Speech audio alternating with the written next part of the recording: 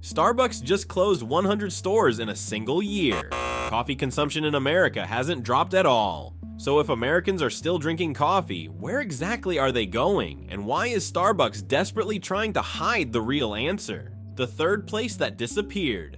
Walk into a Starbucks today and something feels different. The decor, the music, the noise, everything feels minimalistic, clinical, uninviting. What happened to all the comfy little nooks you could sit in for hours? Instead of a bunch of cozy armchairs, now there's only a few uncomfortable looking wooden stools in front of a counter by the window and a whole lot of empty space. It's not your memory playing tricks. Most Starbucks stores did look different until a few years ago. They built their whole business model on being a European-style cafe, a welcoming third place, not home, not work, somewhere in between where you could just exist. That was the entire pitch Howard Schultz sold when he transformed the company from a bean store into a cafe empire. Then COVID happened. When your business is known for being a place people can hang out together and a deadly virus starts leaping from person to person, that's not good news. Starbucks realized that to survive the pandemic, it had to focus on getting drive-thru and mobile orders so people could get in and out fast. By the end of 2023, the mobile app became so popular that 31% of all purchases were made through it. Eventually, many stores came to the realization that all that furniture, the armchairs, the tables, the inviting spaces, wasn't being used like it once was. Instead, it was taking up valuable space and adding to cleaning and maintenance costs for little return. So they threw it out. Some Starbucks locations became drive-thru or pickup only stores, meaning you literally cannot sit down in America's third place anymore. According to CFO Rachel Ruggeri, while only 1% of stores were pickup only in 2023, 70% of Starbucks were drive-thrus, many of them focusing more on drive-thru customers than in-store customers. Only 29% of Starbucks locations in 2023 were cafes, but at least there's somewhere to sit.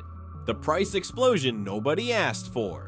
A medium latte at Starbucks right now runs you somewhere between $5.50 and $7, depending on where you're standing. That same drink in 2019 cost around $4. That's a 40% jump in 5 years. Inflation hit everybody. Eggs got expensive, gas prices went crazy. But here's where Starbucks got greedy. They raised prices faster than almost every competitor. The bet was that customers loved them too much to leave. Bold move. Stupid move. The average American paycheck hasn't grown anywhere close to 40%, not even 20%. So that daily coffee habit that used to feel like a small treat now stings. Do the math. 1 drink per day, average cost around $6, 365 days. That's roughly $2,000 per year on coffee. Adjusting for inflation, a quarter in 1975 equals about $1.40 today. Not $6, $1.40. And just when you thought the bill couldn't get worse, those tip screens started popping up. You're already paying premium prices. Now the register spins around asking for 20, 25, even 30% gratuity for handing you a cup. Older customers especially feel this squeeze. They remember when tipping was for table service at restaurants, not for someone pressing a button on an espresso machine. The sugar bomb transformation.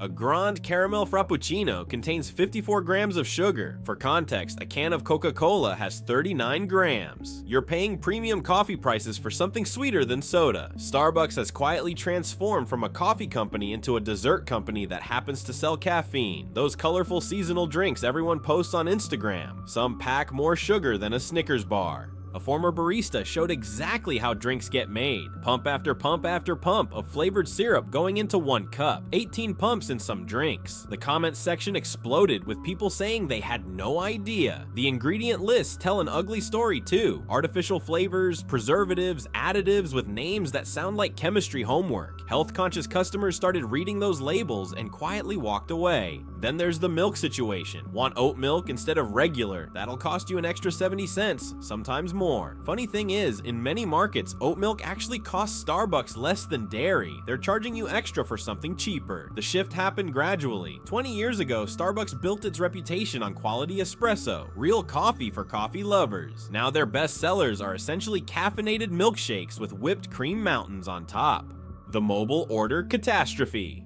Mobile and drive-thru orders now account for more than 70% of Starbucks sales across its 9,500 company-operated US stores out of a total of 16,300 locations. What started as a lockdown survival strategy designed to keep the business afloat when in-store dining wasn't an option may have been a little too successful, and now it's coming back to bite them. You're standing there frustrated, watching the barista furiously work on a seemingly endless stream of mobile orders. According to Starbucks' latest sales report, you are not alone. Why should people who aren't even in the store get priority over those who took the time to show up? It's a question more and more customers are asking, and it's one Starbucks doesn't seem to have an answer for. Wait times are worse than ever. In 2022, almost 16% of Starbucks customers said their waits were longer than usual. In 2024, over a quarter of them, around 26%, had the same complaint. What used to take 3 minutes now takes 10 or 15 during busy hours. You order ahead thinking you're saving time, then watch 6 people who walked in after you get their drinks first.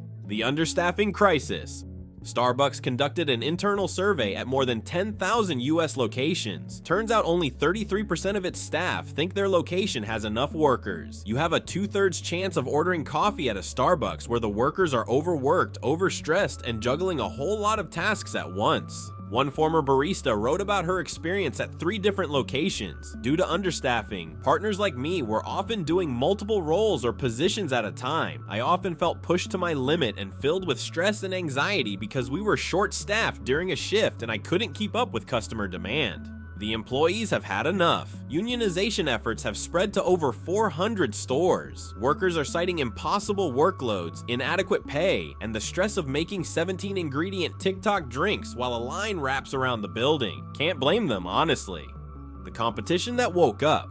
While Starbucks was busy perfecting their sugar delivery systems, the competition wasn't sleeping. Dutch Brothers came out of nowhere. Well, Oregon technically. These little drive-thru shacks started popping up everywhere. Over 900 locations now. Their secret weapon, employees who actually seem happy to see you. Revolutionary concept. Plus, their drinks cost about $2 less. Then there's the real plot twist, McDonald's. Yeah, the burger people. Their McCafe espresso drinks cost nearly half what Starbucks charges. And here's the embarrassing part for Starbucks. Blind taste tests show most people can't tell the difference. The company that invented Ronald McDonald is making comparable coffee. Dunkin' got smart too. They dropped donuts from their name, modernized everything, and said, "We're the coffee for regular people who don't need a second mortgage for a latte." Brilliant positioning. But the biggest threat is your own kitchen. Home espresso machines used to be terrible. Now a $300 machine makes drinks that rival any coffee shop. Cold brew is dead simple to make at home. YouTube has about 10 million tutorials. Even gas stations got in on the action. Wawa, Sheetz, Buc-ee's if you're in Texas. Fresh ground coffee that doesn't taste like burnt regret. Here's what really happened. Starbucks created the premium coffee market, then watched everyone else figure out how to do it cheaper, faster, and sometimes better. They trained America to appreciate good coffee. Then competitors said, "Thanks for the education." The numbers don't lie. Starbucks same-store sales dropped 6% in early 2024. That's the steepest decline since the 2008 recession. We're not talking about slow growth here. We're talking about actual shrinkage. The company has burned through 3 CEOs in just 2 years. That's more leadership turnover than a fantasy football league. When you're cycling through executives that fast, something's broken at the top. The stock market noticed too. Starbucks shares have dramatically underperformed compared to the broader market. Billions in shareholder value gone. Howard Schultz came back to save things again. Then he left again. Now Brian Nichols sits in the captain's chair facing a brand that many Americans have simply written off. Too expensive, too unhealthy, too out of touch. Local Starbucks locations that used to have lines out the door every morning now sit with 4 cars in the drive-thru. That's it. The international failures.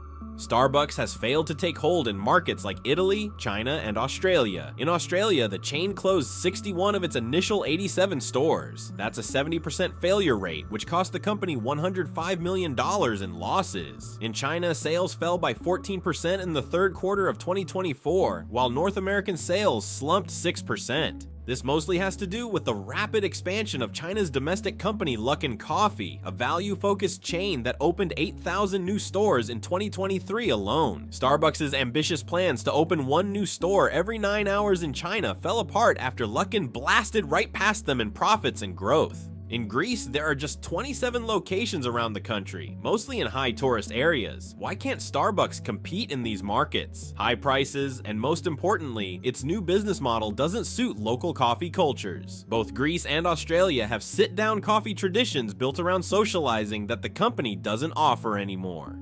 The reality check. The Green Mermaid isn't dead. Over 38,000 locations worldwide don't disappear overnight, but the empire that once seemed invincible is showing cracks that keep getting wider. Starbucks took away the experience of being at Starbucks, but wants customers to pay even higher prices for it. The problem is, people willing to pay premium prices for a Starbucks-like experience are walking right past Starbucks. They're heading to independent local coffee shops where the service feels more personal and the ambiance more inviting. After all, why settle for the sterile stand-up only vibe of most Starbucks stores these days, when a nearby cafe offers cozy seating, warm decor, and maybe even a smile with your latte?